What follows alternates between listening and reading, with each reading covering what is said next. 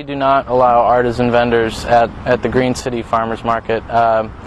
We have chosen to keep this a food-only marketplace.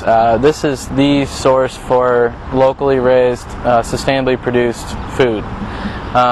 We believe that the second you start to allow artisan craft vendors in the market, it really changes the tone of the marketplace, and we feel it draws away from the fact that this is the place to get the best food in the Midwest. I do work with other markets that do allow some degree of artisan vendors, and the only case being a local soap maker who uses locally raised herbs that she buys from the marketplace,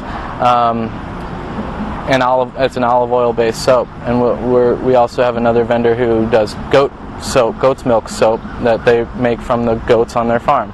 So when I'm talking about a value, I talk about a value-added product, I guess, is the only exception, where a farmer or a producer has a product that they can craft into something else and sell at their own stand as a value-added product. We don't allow artists or crafters at our markets, and I know that may sound controversial to a lot of people, but when we started organizing these markets 18 years ago, we brought local farmers to the table to help advise us, to help us give us the best direction for the market to go, and also to give us some guiding principles. And one of the first things they told us was, if you can keep crafts out of the market, do. Because they'd seen a long history, a complicated history of crafts sometimes overtaking the farmer presence. Obviously, crafters can be there week after week after week, don't have any of the same serious considerations of overhead that farmers do. And so a lot of markets that start out with a strong farmer presence can lose it over time to crafters. And that had been their experience, so they advised us to keep crafts out. I have nothing personal against crafts or local artists,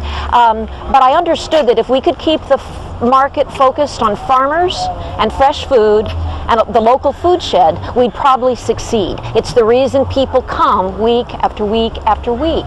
They're buying food, and they're not going to buy earrings or t-shirts week after week after week.